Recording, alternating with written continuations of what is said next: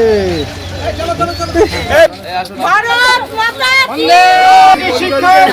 সুকান্ত বিশ্বাস কি?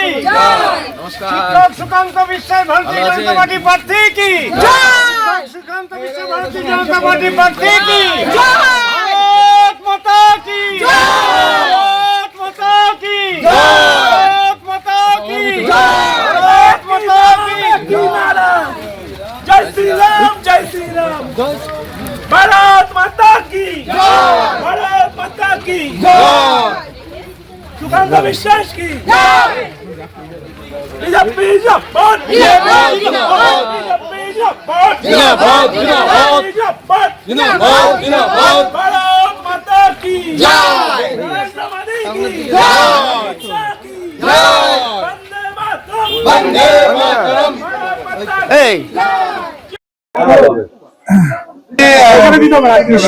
নির্বাচনে আপনি প্রতিদ্বন্দ্বিতা করছেন, প্রথম নেমেছেন, আপনার প্রথম প্রতিক্রিয়া? না, প্রতিক্রিয়ার এখন প্রথম নেই, আমাদের তো এক সপ্তাহ 10 দিন হয়ে গেল প্রায়। নির্বাচনে লড়াই করছেন, প্রথমবার কৃষ্ণগঞ্জে দাঁড়িয়েছেন, এই বিষয়ে অনুভূতিটা কেমন? অনুভূতি দেখুন, আমরা রাজনৈতিক কর্মী, রাজনৈতিক ভাবে আমাদের বিভিন্ন রকম সময় বিভিন্ন রকম দায়িত্ব দেওয়া হয়। এতদিন অন্য প্রার্থীর হয়ে আমরা রাজনৈতিক কাজ করেছি, প্রচার করেছি, ইলেকশন ম্যানেজমেন্ট সামলেছি এবং ইলেকশনের যে যোজনা যেটাকে বলে সেগুলো করেছি।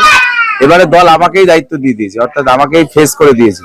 তো সেই মতো আমাদের যারা সংগঠনের দায়িত্ব পালন করেছে তারা তাদের মতো করে যে ডাইরেকশন দিচ্ছে আমরা সেই মতোই কাজ করছি। এবার রিয়াকশন স্বাভাবিকভাবেই আলাদা কিছু তো হয়, মানে ফিলিংসটা অন্যরকম, কারণ সংগঠন থেকে আরো বড় জায়গাতে যাওয়া এটা একটা অন্যরকম অনুভূতি। তো এমন একটা সিটে দাঁড়িয়েছেন যেটা বিগত নির্বাচনে বিজেপি জিতেছে, এবার সেটা কি আপনার প্লাস পয়েন্ট বলে মনে করছেন, না লড়াইটা এবার কতটা কঠিন?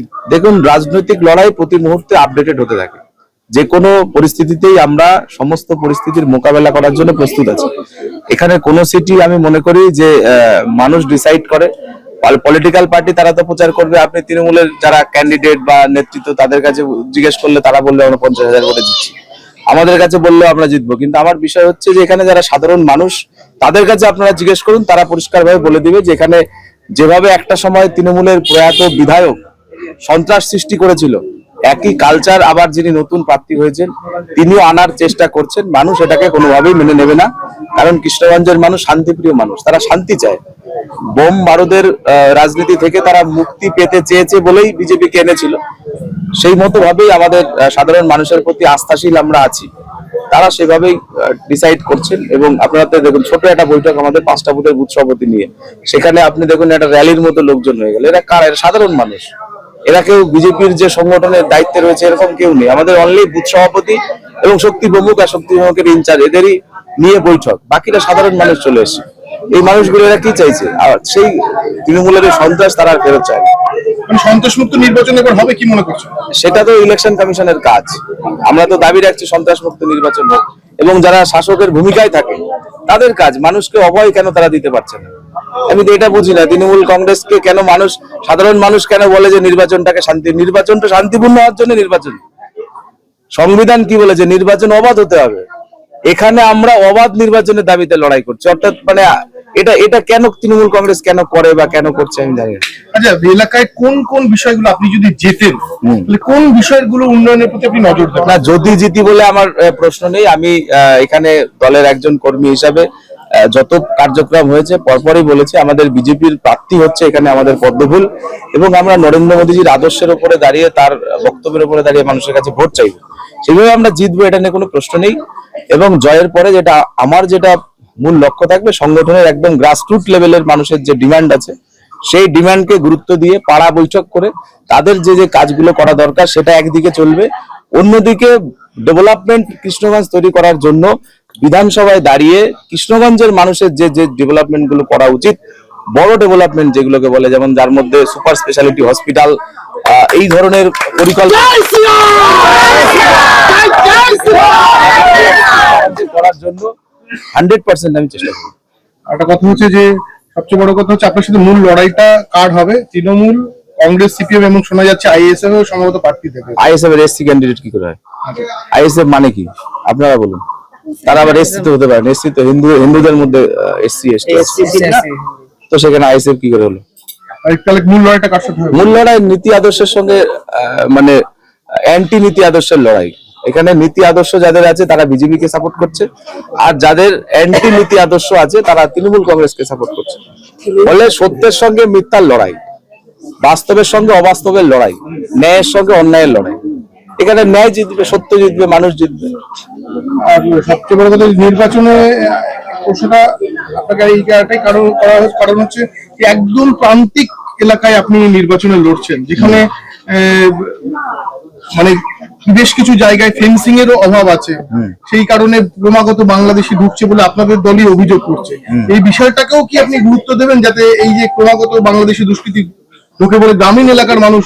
না, বাংলাদেশি দুষ্কৃতি ঢুকলে তৃণমূলের লাভ হয়, তৃণমূলের ফিনান্সিয়াল ট্রানজাকশন ভালো হয়। তার জন্য ওরা চায় যে বাংলাদেশি দুষ্কৃতি ঢুকুক, এবং তার পাশাপাশি ওরা তো আবার ভোটও করে দিয়েছিল, শুনলাম সেগুলো এসআইআর হওয়ার ভয়ে নাকি পালিয়ে গেছে হাজার হাজার মানুষ এই ফেন্সিং দিয়ে। তো এটাতে চিন্তিত তৃণমূল, ওদের ভোট কাটা গেছে। আমরা তো চাই দেশের দেশের দেশের মানে নিরাপত্তা, আর দেশের নিরাপত্তার জন্য তো অবভিয়াসলি ফেন্সিং হওয়া উচিত সব জায়গাতে। এবং তার জন্য তো আমরা আমাদের দলের পক্ষ থেকে তো অফিসিয়াল স্ট্যান্ড যে আমরা প্রত্যেক একদম পুরো সীমান্তটাকে আমরা সিল করে দিতে চাই। কারণ বাংলাদেশ আর যাই হোক না কেন, গাদ্দারি হবে, এটা আমরা জানি।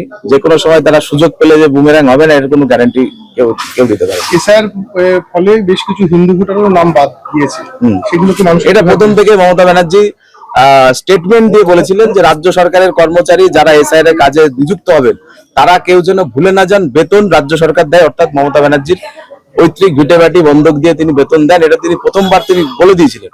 রাজ্য সরকারের কর্মচারীদের উপর চাপ সৃষ্টি করে বিএলওদেরকে প্রভাবিত করার জন্য বারবার মিটিং ডেকে যারা এই কাজের সঙ্গে যুক্ত ছিলেন এই আরো তাদেরকে নির্দেশ দেওয়া হয়েছিল যে হিন্দু মেজরিটি বুথে যেখানে বিজেপি জিতেছে, অর্থাৎ বিজেপির চোখে যেখানে এ ক্যাটাগরির বুথ বিজেপির নিরিখে, সেই সমস্ত জায়গায় বেছে বেছে হিন্দুদেরকে কাটতে হবে। এটা মমতা ব্যানার্জির নির্দেশ ছিল। সেই নির্দেশের মোতাবেক হিন্দু ভোটগুলোকে কাটা গেছে, কারণ এই পুরো সিস্টেমটাকে পরিচালিত করেছে রাজ্য সরকার। আর রাজ্য সরকারের মাথায় আছে মমতা ব্যানার্জি, যিনি প্রথম দিন কিন্তু বলে দিয়েছিলেন, আপনারাও টিভিতে দেখিয়েছিলেন মমতা ব্যানার্জির সেই ভাষণ। তিনি বলেছিলেন রাজ্য সরকার যেন ভুলে না যায় তৃণমূল কংগ্রেসের টাকায় নাকি রাজ্য সরকারের বেতন চলে। আমি একজন রাজ্য সরকারের কর্মচারী, ছোটখাটো, এই প্রেশার আমাদের উপরে ছিল। তো সেটাই আপনারা এটা মানুষকে আমরাও বলছি, আপনারাও বলুন। শেষ প্রশ্ন, অনেক মিডিয়ার লোকের ভোট কাটা গেছে। কি প্রভাব পড়বে? কি প্রভাব? মানে ভোটে অবভিয়াসলি প্রভাব পড়বে। এসআইআর এর কারণেই তো অ্যাবসেন্ট, শিফটেড, ডিলিটেড ভোটার কাটা গেছে। প্রায় 55 লক্ষ ভোটার যেগুলো তৃণমূল দুটোর পরে দিত, সেই ভোটগুলো কাটা গেছে। ওরা দেবে কোথা থেকে? ফলাফল ওটাতেই হয়ে গেছে। শেষ প্রশ্ন, 4 তারিখে কি 4 তারিখে শেষ আসি কি হাস? 4 তারিখে শেষ আসি, মানুষ আসবে।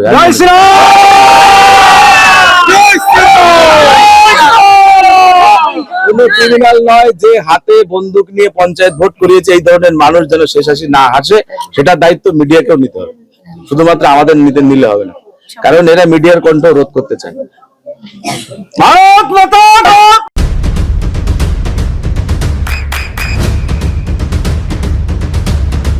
বৃষ্টিতে স্বস্তি। বৃষ্টি অ্যাকোয়া, বিশুদ্ধ পানীয় জল। আপনি বলেছেন, কি মনে হচ্ছে মানুষের কাছ থেকে সাড়া কেমন পাচ্ছেন? যেহেতু আমি রানাঘাট উত্তর পূর্ব বিধানসভায় দুবারে বিধায়ক ছিলাম, সেহেতু আমি কৃষ্ণগঞ্জে দল আমাকে প্রার্থী করেছে। কৃষ্ণগঞ্জে আমার বিধানসভার অনেকের সাথে দীর্ঘদিনের পরিচয় আছে, কিন্তু সাধারণ মানুষের সাথে এখনো আমি কি টাইপের, আমি মানুষের জন্য যে কতটা কাজ করি সেটা এখনো জানে না। এটা মানুষকে বোঝাতে হচ্ছে, কিন্তু এখানকার নেতৃত্ব সব জানে আমার উত্তর পূর্বে আমি কি কাজ করেছি, কিন্তু সাধারণ মানুষ তো সবাই এখনো জানে না। আমার কৃষ্ণগঞ্জ বিধানসভায় একটা জিনিস আমি লক্ষ্য করেছি যে দলের সব মহলের নেতৃত্ব কর্মী একসাথে আমার জন্য ঝাঁপিয়ে পড়েছে। আশা করি এবারে নির্বাচনটা আর ওই বিভাজনের রাজনীতি, সাম্প্রদায়িকতার বিরুদ্ধে এই মানুষের মধ্যে ভাগাভাগি করে এবার নির্বাচনটা হবে না। এবার উন্নয়নের দিকে লক্ষ্য রেখে উন্নয়নের কথা বলে মমতা ব্যানার্জি যেভাবে বিভিন্ন জায়গায় উন্নয়ন করেছে, পরিবারের বাড়ি বাড়ি উন্নয়ন, সমষ্টিগত উন্নয়ন যা করেছে, সেই উন্নয়নের ভিত্তিতেই আমি নিজে একজন মতুয়া, সুতরাং মতুয়ারা আমাকে ভোট দেবে এটাই আমি আশা করি এবং মতুয়াদের কাছে যাচ্ছি। আমি 8 তারিখে নমিনেশন দিতে যাব, সেদিন দেখতে পাবে কত মন্ত্র আমার সাথে যাচ্ছে।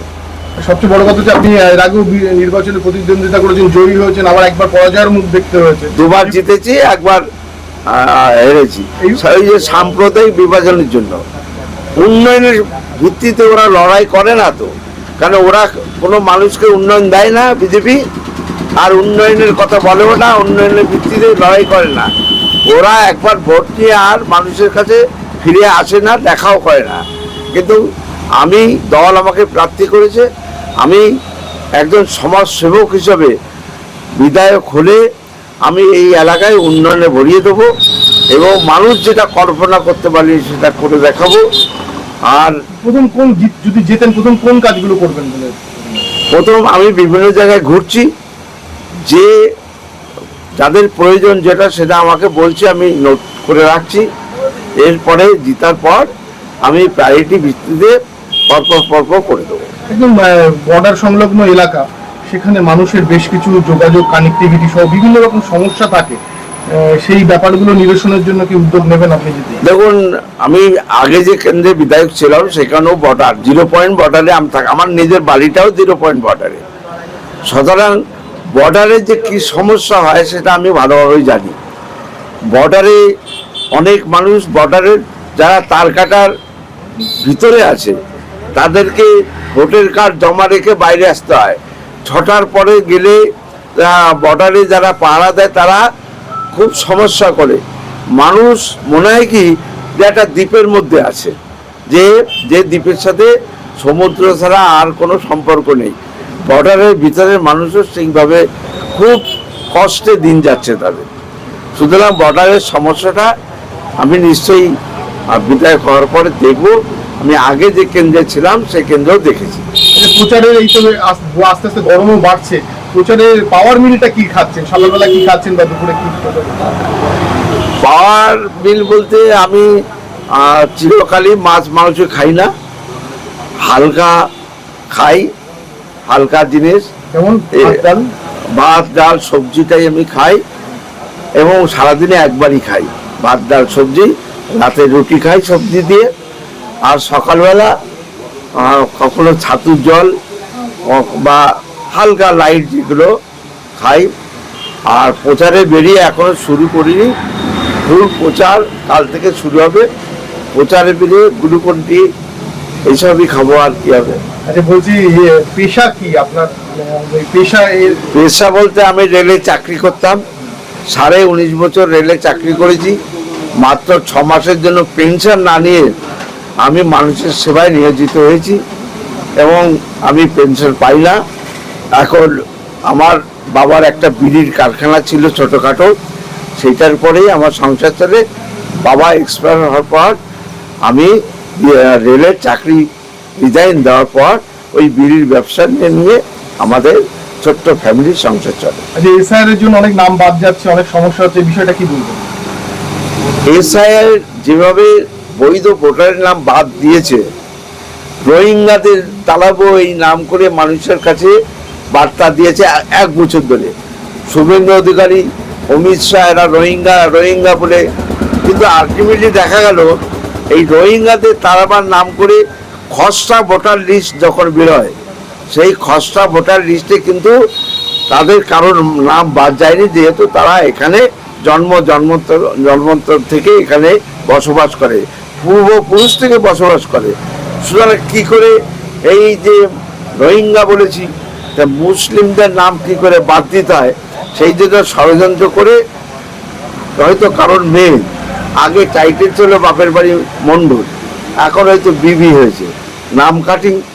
আবার এইসব বিভিন্ন ভুল ত্রুটি ধরে যে মানুষকে বাদ দিয়েছে, এবং সেই সাথে সাথে এই মুসলিমদের নাম বাদ দিতে গিয়ে দেখা গেল আমাদেরই মতুয়া সমাজের অনেক হিন্দুদের নাম বাদ পড়েছে ওই আইনের বলে।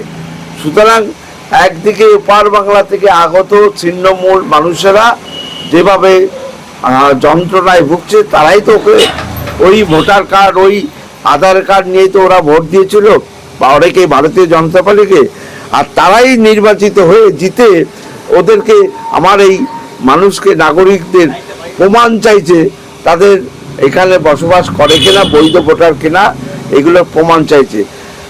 যে এমএলএ, যে এমপি, প্রধানমন্ত্রী জিতার পরে বলছে তুমি প্রমাণ দাও, তোমার ওদের ভোটে জিতলো, আবার এখন জিতার পরে বলছে প্রমাণ দাও তুমি এই দেশের নাগরিক। এটা চলতে পারে? এটা কোনো গণতান্ত্রিক দেশে, গণতান্ত্রিক কাঠামোয়, ধর্মনিরপেক্ষ কান্ট্রিতে এটা চলতে পারে না। এটা চরম অন্যায় করছে ভারতীয় জনতা পার্টির নেতৃত্ব। এগুলো কোনো প্রভাব পড়বে? অবশ্যই প্রভাব পড়বে। যাদের পরিবারের নামগুলো বাদ দিয়েছে, যারা বারবার বিডিও অফিসে হেয়ারিংয়ে হেনস্থা হয়েছে, এই যে বারবার হেয়ারিং করা, ওরা তো বারবার লাইনে দাঁড়াতে বসতে, একবার বলে আধার কার্ড, প্যান কার্ড করো, লাইনে দাঁড়াও, আবার বলে নোট বাতিল, 500,000 টাকার নোট বাতিল, লাইনে দাঁড়াও, আবার বলে যে আবার এই যে এসআরের জন্য লাইনে দাঁড়াও। এরা শুধু মানুষকে হ্যারেস করতে জানে, মানুষের কোনো উপকারে লাগে না। জেতার ব্যাপারে কত শতাংশ আশাবাদী? দেখুন, ভোটে যখন দাঁড়িয়েছি, জিতার ব্যাপারে নিশ্চয়ই আশাবাদী। এখন জনগণ ঠিক করবে কে ভালো প্রার্থী, কে এলাকায় কাজ করতে পারে। 5 বছর ওদের দেখেছে, আশা করি জনগণ সিদ্ধান্ত নেবে কাকে জিতাবে তারা। আর বলছি আপনার মানে অবসরকালীন সময় শখ কি, হবি কি? ক্যারাম খেলা, এটাই আমার শখ। আমি এই অবসর পেলে ক্যারাম বোর্ড খেলি। আজও এই বয়সে ক্যারাম বোর্ড খেলে যাচ্ছে এবং ভালোই খেলি আর কি। ধন্যবাদ। আপনার সন্তানের উজ্জ্বল ভবিষ্যতের সঠিক দিশা JRS public school. JRS public school, যেখানে শিক্ষা এবং আনন্দ একসাথে।